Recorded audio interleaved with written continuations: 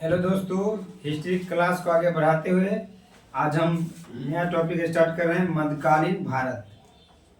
मध्यकालीन भारत में मोहम्मद बिन कासिम के नेतृत्व में, यानी अरब का आदमी था। मोहम्मद बिन कासिम कहाँ का था? अरब यात्री था।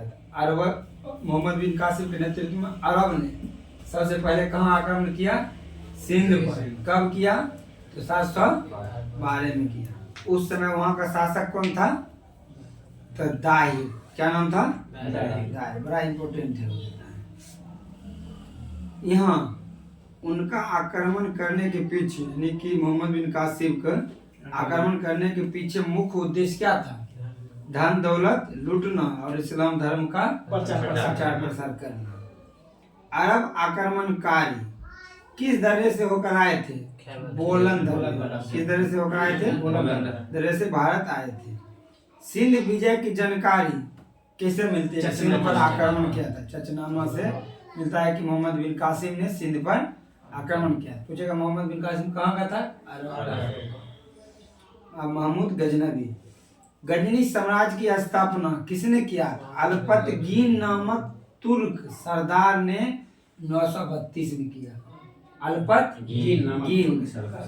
अल्पतगीन का गुलाम और दामाद, जो गुलाम रखता था ना, मेरे अधीन जैसे कि काम करता था, गुलाम राजा का अधीन काम करता था, उसका सारा काम काज तो ही देखता था। जानता था कि इससे बेहतर मेरे बेटी के लिए लड़का हो ही नहीं सकता। सारा सब कुछ मेरे बारे में जानकारी है इसको, कि मेरे जितना भी दौलत है सब बारे में जानकारी है। मेरे अधीन भी काम कर रहा है, तो मेरा बात भी मान रहा है, चलो इसे शादी कर देते। अधिकतर एकदम सुनेगा तुमकी हिस्ट्री में कि अपना गुलाम जो था उसी से अपना बेटी की शादी करवा दिया। ठीक है। तो अल्पतगीन का गुलाम और दामाद का क्या नाम था? सुख्तगीन। क्या नाम था? महमूद गजनवी। गजनी वंश का स्थापना किसने किया? ऑप्शन में दे लेगा, मोहम्मद गजनवी। ठीक है। अल्पतगीन किया गजनी वंश का स्थापना, उसका दामाद था सुख्तगीन। सुख्तगीन गद्दी पर 977 ईस्वी में बैठा। अल्पतगीन बैठा था 932 में। सुबुक्तगीन का उत्तराधिकार महमूद गजनी हुआ, जो सुबुक्तगीन का क्या था? पुत्र था, यानी कि अल्पतगीन का नाती था। क्या था? नाती था। प्रथम तुर्क आक्रमण के समय पंजाब का शासक शाही वंश के जयपाल थे। प्रथम तुर्की आक्रमण किया था। प्रथम तुर्की आक्रमण कौन किया था? महमूद गजनवी कहाँ था? तुर्की था। ठीक है। तो आक्रमण किया था। उस समय वहां का शासक कौन था? जयपाल। पंजाब का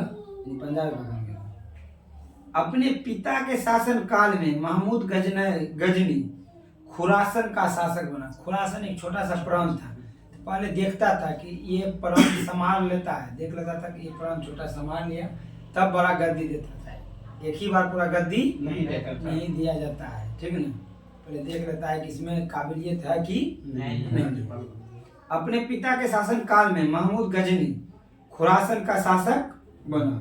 महमूद 27 वर्ष की अवस्था में 998 ईस्वी में गद्दी पर बैठा था। महमूद गजनवी ने भारत पर कुल मिलाकर 17 बार आक्रमण किया। उसका वास्तविक उद्देश्य था धन की प्राप्ति। मोहम्मद बिन कासिम भी अरब आक्रमणकारी सिंध पर गया था, उसका भी धन लूटना था, इसका भी धन लूटना। महमूद गजनवी भारत पर प्रथम आक्रमण 1000 ईस्वी में किया था। कहीं कहीं मिलेगा तुमको 1001, घबराना नहीं। 1000 मिलेगा तो 1000 मारो, और नहीं मिलेगा तो 1001। तथा पेशावर के कुछ भागों पर अधिकार कर लिया। 1000 ईस्वी में आक्रमण किया, पेशावर के कुछ भागों पर अधिकार कर लिया। वह अपने देश लौट गए। पेशावर के कुछ भाग पर अधिकार करके वहाँ आदमी अपना छोड़ दिया कि यहाँ से हमको टैक्स पहुँचाते रहेगा, और चल गया अपना देश, लौट गया। महमूद ने 1001 ईस्वी में शाही राजा जयपाल के विरुद्ध आक्रमण किया। जयपाल पंजाब का था वहाँ पर। इसमें जयपाल की प्रजय हुई, हार हुई। महमूद मतलब क्या? महमूद गजनवी के बारे में बोल रहे हैं। महमूद 1008 ईस्वी में नारकोट के विरुद्ध हमले को मूर्तिवाद के विरुद्ध पहली महत्वपूर्ण जीत बताए। जब 1008 में आक्रमण किया था नालकोट में, उस समय मूर्ति की भी लूट लिया था, तोड़फोड़ किया था, तो इसलिए उसको कहते हैं मूर्तिवाद के विरुद्ध महत्वपूर्ण आक्रमण। महमूद गजनी ने थानेश्वर के चक्र स्वामी की कांस्य से निर्मित आदमकद प्रतिमा को गजनी भेजकर रंगभूमि में रंगवा दिया। महमूद गजनवी थानेश्वर में चक्र स्वामी की कांस्य निर्मित मूर्ति था, उसे अहमदनगर क्या कहते हैं आदमकद प्रतिमा को, मतलब उसका कद था, आदमी को बनाता मूर्ति, आदमकद प्रतिमा मतलब भगवान का नहीं था, इसमें चक्र स्वामी की कांस्य मूर्ति था। आदमकद प्रतिमा को गजनी भेजकर उसे रंगभूमि में रंगवा दिया। इसका सबसे चर्चित आक्रमण, महमूद गजनवी का सबसे चर्चित आक्रमण 1025 ईस्वी में सोमनाथ मंदिर, सोमनाथ कहाँ में था? सौराष्ट्र किसका भाग था? गुजरात, सौराष्ट्र पर हुआ। इस मंदिर की लूट में उसे करीब 20 लाख दिनार की संपत्ति होने लगी। उस समय मुद्रा को कहा जाता था दिनार, तो 20 लाख दिनार की संपत्ति होने लगी उसको। इस मंदिर का रक्षा में सहायता करने के कारण अनहिलवाड़ा के शासक पर महमूद ने आक्रमण किया था। इस मंदिर का वो रक्षा करता था, अनहिलवाड़ा के शासक उस पर आक्रमण किया था। कौन? महमूद गजनी। सोमनाथ मंदिर लूट कर ले जाने के क्रम में महमूद गजनी पर जाटों ने आक्रमण कर दिया। ठीक, इनका अंतिम आक्रमण 1027 ईस्वी में जाटों के विरुद्ध, जाट आक्रमण करके फिर इससे भी कुछ धन लूट लिया था जाट। सुल्तान का उपाधि धारण करने वाला प्रथम शासक महमूद गजनी था, नहीं तो गुलाम चलता था। ठीक, इसके सेना में, महमूद गजनी की सेना में संबंध राय एवं तिलक जैसे हिंदू उच्च पदों पर आसीन थे। तिलक और संवेद राय और तिलक जैसे हिंदू, है कि ओकरा पद पर का बड़ा पद देने था, तो मूर्ति लूटे के हिंदू मंदिर तो इसको क्या मतलब, ये अपना पैसा कमाता था, मौज में रहता था।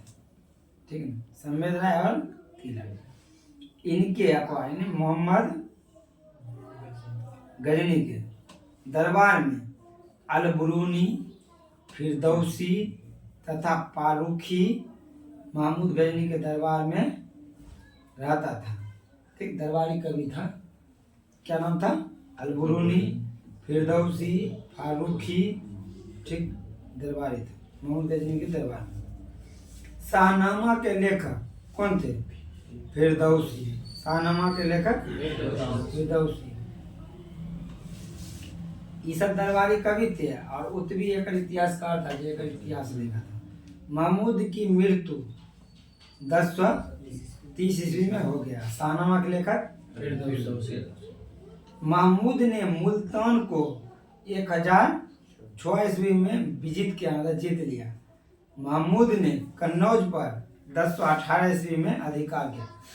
कन्नौज पर 1018, मुल्तान पर 1006, यानी 12 वर्ष के बाद, मुल्तान के 12 वर्ष बाद किया। किस पे किया? महमूद ने यामिनी उल दौला एवं यामीन उल मिल्लाह की उपाधि धारण की। पूछेगा कि महमूद ने कौन सी उपाधि धारण की? यामिनी उल दौला, यामिनी उल मिल्लाह। महमूद ने सोमनाथ मंदिर के टुकड़े को मक्का, मदीना और गजनी की सीढ़ियों में लगवाया था। सोमनाथ मंदिर जो हुआ था टुकड़ा, थोड़े कसाईयों को भी बेच दिया था और सीढ़ी में लगा दिया था। महमूद ने सोमनाथ मंदिर के टुकड़े को मक्का, मदीना में गजनी ने सीढ़ियों में लगवाया और कसाई को मांस बेचने के लिए दे दिया। इसका दरबारी इतिहासकार कौन था? ऑप्शन में दे देगा तुमको, फिरदौसी, अलबरूनी, फारूकी, उत्तरी। इतिहासकार उत्तरी आया, कभी फिरदौसी, अलबरूनी और फारूकी। किताब उल हिंद की रचना किसने किया? अलबरूनी। शाहनामा का सोमनाथ आक्रमण के समय वहां के 50,000 लगभग हिंदू को कत्ल किया था। 50,000 हिंदू को कत्ल किया था। लेकिन हिंदू को 2 आदमी था जो उसके बड़ा पद पर आता था, तिलक और संवेद। अब दिल्ली सल्तनत गैर महमूद गजनबी के अधीन एक छोटा सा राज था। गैर महमूद गजनबी के अधीन गौर महमूद गजनबी का अधीन एक छोटा सा राज था। 1173 में मोहम्मद गौर का शासक बना। ठीक, इसने भारत पर पहला आक्रमण मोहम्मद गौरी 1175 में शासक बना गौर का 1175 में किया। और कहाँ में किया? मुल्तान के विरोध किया। मोहम्मद गजनबी क्या था? मुल्तान पर कब? 1218 में। 18 मुल्तान पर 1200 क्या कहता है 1006 कन्नौज पर। मुल्तान पर 1206 आदि 1006 कन्नौज पर गौर पर आक्रमण किया था मोहम्मद गौरी कब? 1175। शासक बना था 1173। मुल्तान के विरुद्ध किया। मोहम्मद गौरी ने दूसरी आक्रमण पाटन यानी गुजरात की जगह था पाटन पर किया। वहां के शासक पाटन पर जब आक्रमण किया था तो वहां का शासक कौन था? भीम द्वितीय। उसे बुरी तरह परास्त किया था। मोहम्मद गौरी द्वारा लड़ा गया प्रमुख युद्ध तराइन का प्रथम युद्ध गौरी और पृथ्वीराज चौहान के बीच। जिस पृथ्वीराज चौहान को हम जानते हैं उसका पृथ्वीराज तृतीय था। यानी उसमें कौन जीता था? पृथ्वीराज चौहान तृतीय। फिर दूसरा युद्ध तराइन दूसरा युद्ध 1192। फिर वह गौरी और पृथ्वीराज तृतीय बना जिसमें कौन जीता? गौरी। 1194 में चंदावल का युद्ध हुआ गौरी और जयचंद के बीच जिसमें कौन जीता? गौरी विजय। तराइन के प्रथम युद्ध में पृथ्वीराज चौहान का सेनापति था अस्कंद था। क्या नाम था? अस्कंद था। पूछा जाता है क्वेश्चन बहुत हेवी है। तराइन प्रथम युद्ध अब सब लोग जानता है। तराइन के प्रथम युद्ध 1191 में हुआ था। तो सब कुछ देखा कि कौन शासक था? पृथ्वीराज चौहान का अस्कंद। मोहम्मद गौरी भारत के विजित प्रदेशों उस प्रदेश कहते हैं जहाँ वो जीत लेता था। वहाँ का कोई आदमी को दे देता था, वहाँ चल जाता तो यहाँ से टैक्स चल जाता। उसको क्या कहते हैं? विजित प्रदेश। मोहम्मद गौरी भारत के विजित प्रदेशों पर शासन का भार अपने गुलाम को सौंपते हुए लौट गया। मोहम्मद गौरी की हत्या 15 मार्च 1206 को कर दी गई।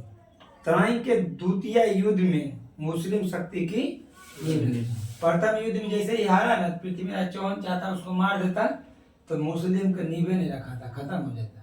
लेकिन वो छोड़ दिया, फिर इसी को मार दिया। फिर तराइन के द्वितीय युद्ध में मुस्लिम शक्ति की नींव हो गई। ठीक, तो गुलाम वंश अब आ जाएगा।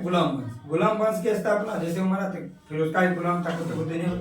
गुलाम वंश की स्थापना किसके द्वारा की है? कुतुबुद्दीन ऐबक का राज्याभिषेक किस स्थान पर हुआ था? लाहौर पर हुआ था। कब हुआ था? 25 जून 1206।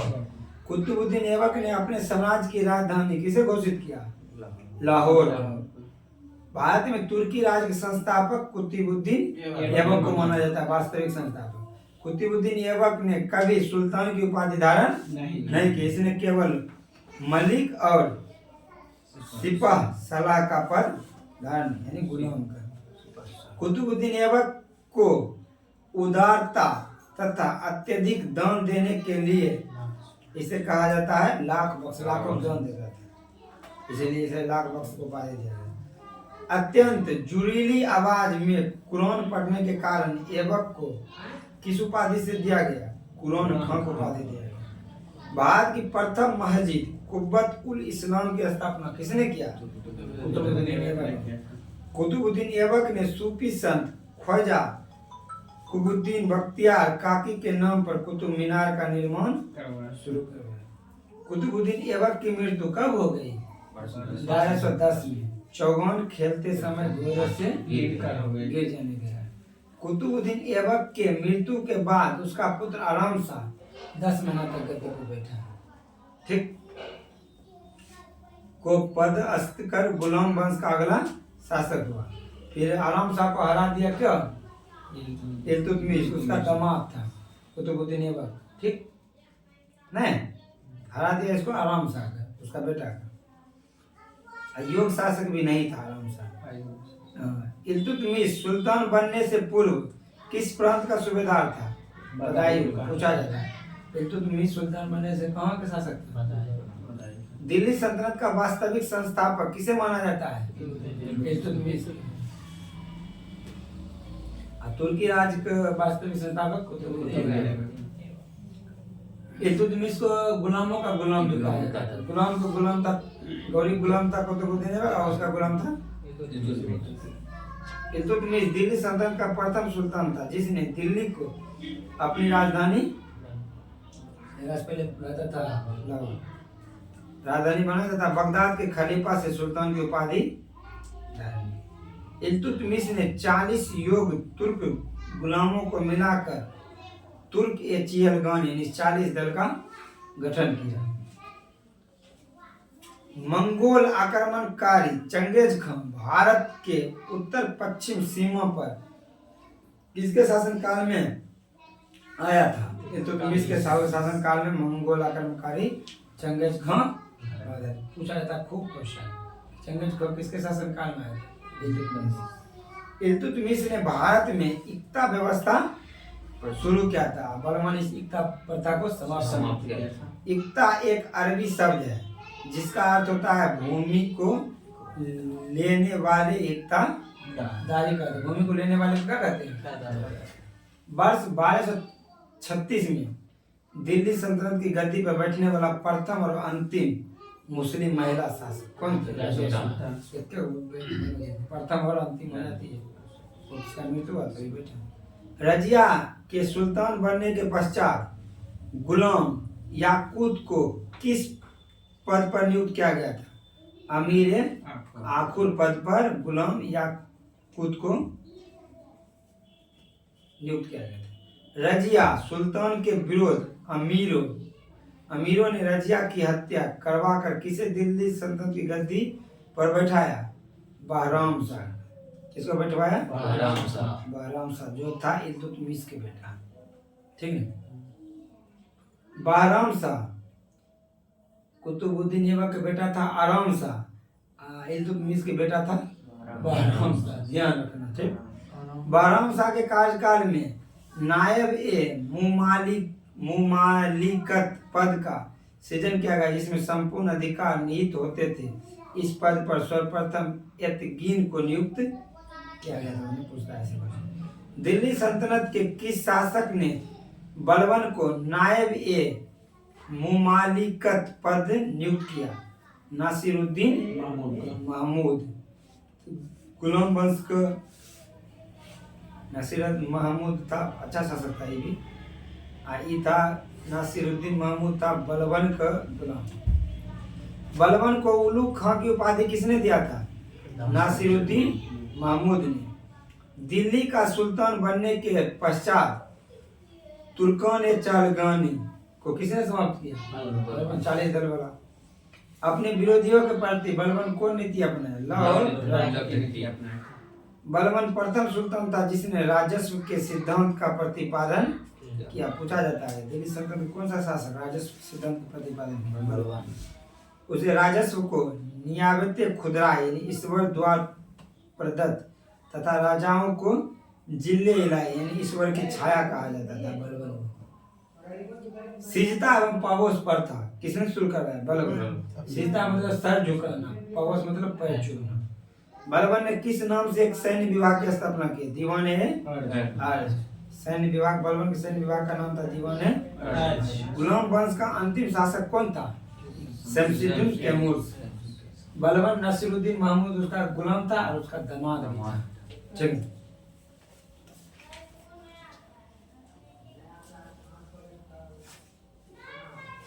गैर तुर्कों को सामंत बनाने के रजिया के प्रयासों के से तुर्की अमीर विरुद्ध हो गए और उसे बंदी बनाकर गद्दी पर मुइजुद्दीन बहराम शाह को बैठा दिया। रजिया की शादी अल्तुनिया के साथ हुई। इससे शादी करने के बाद रजिया को पुनः गद्दी प्राप्त, बहराम शाह के बाद फिर क्या क्या है, गद्दी प्राप्त हो गया। मोहब्बत करती थी रजिया सुल्तान किसी और से, लेकिन शादी किया अल्तुनिया इसका विरोध कर देता था, प्रयास किया लेकिन वह असफल है, फिर दोबारा गद्दी उसको नहीं। रजिया की हत्या 13 अक्टूबर 1240 में कैथल के डाकू कर दिया और बहराम शाह को बंदी बनाकर उसका भी हत्या कर दिया 1242 में, यानी कि इल्तुतमिश का बेटा बहराम शाह कर दिया। उसके बाद अलाउद्दीन महमूद शाह गद्दी पर बैठा। अलाउद्दीन महमूद बलवन के षड्यंत्र के द्वारा 1246 में अलाउद्दीन महमूद शाह को सुल्तान के पद से हटाकर किसे बना दिया गया, नासिरुद्दीन महमूद, जो बलवन का गुलाम था और उसका दामाद भी था, जो टोपी सीकर जीवन भी यापन करता था, नासिरुद्दीन महमूद। बलवन का वास्तविक नाम क्या था, बहाउद्दीन बलवन, वह इल्तुतमिश का गुलाम था। कौन, बलवन। तुर्कों ने चियलगानी को विनाश बलवन क्या समाप्त कर दिया था। नासिरुद्दीन महमूद ने बलवन को, यानी उसका दामाद ने बलवन को कौन उपाधि दिया था, उलुक। बलवन के दरबार में फारसी के प्रसिद्ध कवि अमीर खुसरो एवं अमीर हसन रहते थे। गुलाम वंश का अंतिम शासक कौन था, शमसुद्दीन। महत्वपूर्ण तथ्य, इल्तुतमिश ने कुतुब मीनार के निर्माण को पूरा करा। इल्तुतमिश पहले शुद्ध अरबी सिक्के जारी किए, चांदी का टाका और तांबा का जीतर, और चांदी का नागफनी था, शेषनाग, हाँ वो भी चांदी एक था। इक्ता प्रणाली की शुरुआत इल्तुतमिश ने ही की थी और इसे समाप्त किया था बलवन। इन्होंने 40 गुलाम सरदारों का संगठन भी बनाया था, इल्तुतमिश खत्म किया था बलवन। सर्वप्रथम दिल्ली के अमीरों का दमन बलवन दमन किया था इल्तुतमिश। सर्वप्रथम दिल्ली के अमीरों का दमन किया था बलवन। और मंगोल नेता हलाकू से समझौता कर पंजाब में शांति स्थापित किया था बलवन। बलवन इलवरी जाति का था। बलवन कौन जाति का था, बलवन को ख्वाजा जलालुद्दीन बसरी ने खरीद कर दिल्ली लाया था। बलवन को कौन खरीद कर लाया था दिल्ली, ख्वाजा जलालुद्दीन, याद रखो ना इसे, बसरी नाम था पूरा, ख्वाजा जलालुद्दीन बसरी। कुतुब मीनार का मुख्य द्वार अलाई दरवाजा कहलाता है। कुतुब मीनार का मुख्य द्वार क्या कहते हैं, अलाई दरवाजा।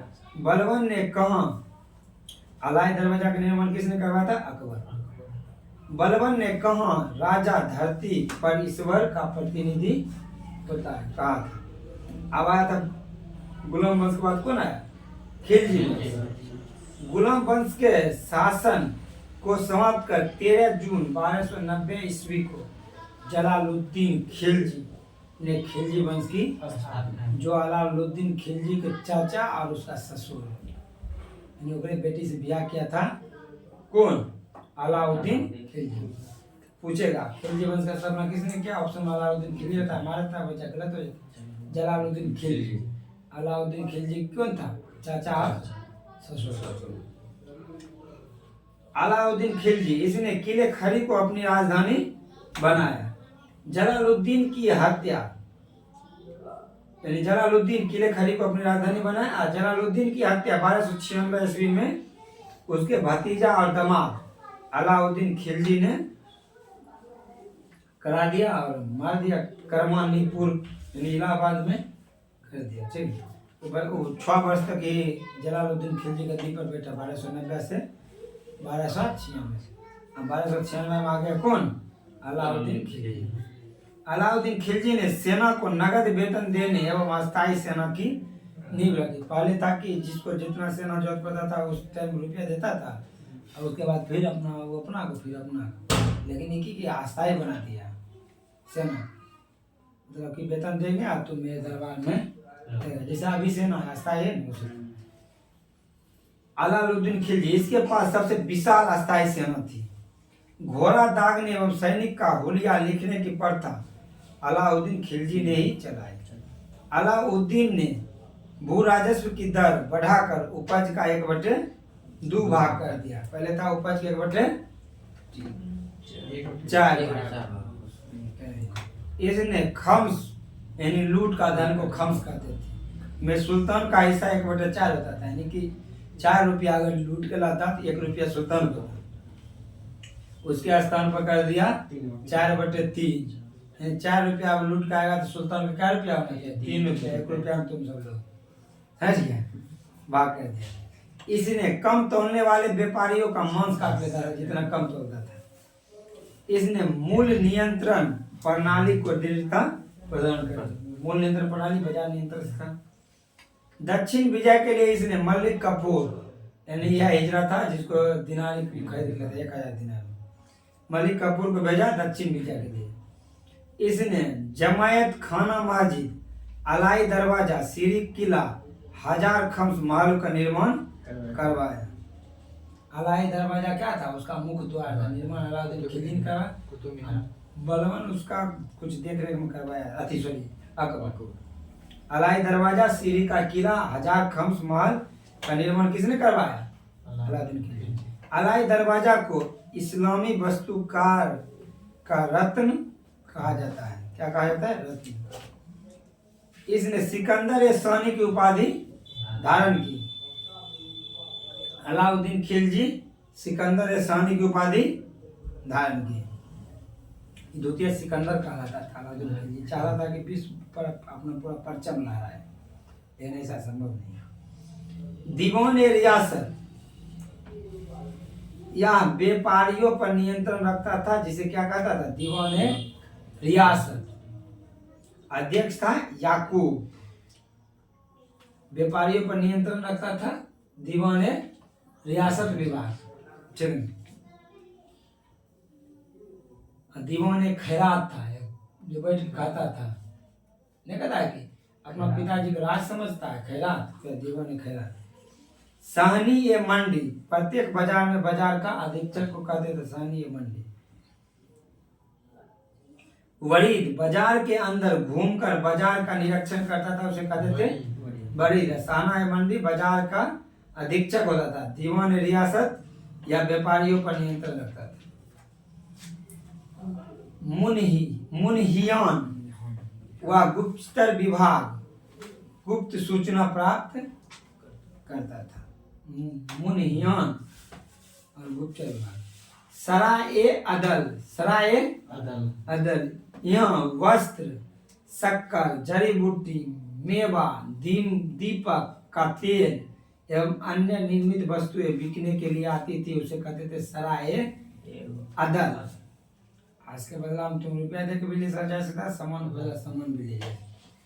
अलाउद्दीन खिलजी की आर्थिक नीति की व्यापक जानकारी जियानुद्दीन बर्नी की कीर्ति तारीख ए फिरोजशाही से मिलती है। पूछा जाता है तारीख ए फिरोजशाही कौन लिखा था? जियाउद्दीन बर्नी। उसमें अलाउद्दीन खिलजी की सारी नीति था तारीख ए फिरोजशाही, इसको लिखा था जियानुद्दीन बर्नी। ख्वाजाइनुल फतुआ अमीर खुसरो लिखा था। रेहला नामक पुस्तक के लिखा था इब्न बतूता। अलाउद्दीन खिलजी के द्वारा चलाए जाने वाले 2 नवीन कर यानी टैक्स थे। एक था चराई कर, जो दुधारू पशु पर लगाया जाता था। एक था गढ़ी कर, यानी घरों एवं झोपड़ी पर लगाया जाता था। कौन था? चराई कर और गढ़ी कर। अलाउद्दीन खिलजी के शासन काल में 1297 से 1306 ईस्वी तक मंगोलों ने 6 आक्रमण किया। 1297 से 1306 तक, यानी कि 9 वर्ष में 6 बार आक्रमण किया। अलाउद्दीन खिलजी की मृत्यु 5 फरवरी 1316 को गई थी, यानी 96 से 16 तक, यानी 20 साल तक रहा अलाउद्दीन खिलजी। कुतुबुद्दीन मुबारक खिलजी अलाउद्दीन खिलजी के बाद 1316 ईस्वी को दिल्ली के सिंहासन पर बैठा। इसे नंद स्त्री पुरुष की संगत पसंद थी। इसको मुबारक खिलजी कभी कभी सरिया पहन के खुद आ जाता था और इसके दरबार में नंगा स्त्री पुरुष के जोड़ी लगाता था, उसको अच्छा लगता था। ठीक। मुबारक खिलजी कभी कभी दरबार में स्त्री का वस्त्र पहनकर आ जाता था। मुबारक खान ने या खिलजी को खां को जो मुबारक खान खलीफा की उपाधि मुबारक के वजीर खुसरो खां, मुबारक के वजीर खुसरो खां 15 अप्रैल 1320 ईस्वी को इसकी हत्या कर दी। क्या कर मुबारक खिलजी खुसरो खां कर दी और स्वयं दिल्ली के सिंहासन पर बैठा। खुसरो खां ने पैगंबर की सेनापति की उपाधि धारण की। गयासुद्दीन तुगलक का ही नाम था खुसरो। 5 सितंबर 1320 ईस्वी को तुगलक वंश की स्थापना खुसरो खां को पराजित कर मलिक जो है गयासुद्दीन तुगलक के नाम से तुगलक वंश की स्थापना की। खुसरो खां जो मुबारक खां की हत्या किया था, फिर खुसरो खां का हत्या कौन किया था? गयासुद्दीन तुगलक। और गाजी मलिक की उपाधि पहले इसका गाजी मलिक नाम था, गयासुद्दीन तुगलक। तो गयासुद्दीन तुगलक नाम से गद्दी पर बैठा। कब? 1320 ईस्वी। तुगलक वंश का स्थापना 1320। तो इस तरह से बताते हैं कि खिलजी वंश का चला कब? 1290 से 1320। 1320 में अब आ गया तुगलक वंश पढ़ाएंगे कब? इसी के साथ आज का क्लास समाप्त होता है। अगर आप लोग को अच्छा लगे क्लास तो वीडियो को लाइक करें, चैनल को सब्सक्राइब करें और अपने दोस्तों के साथ शेयर करें। जय हिंद, जय भारत।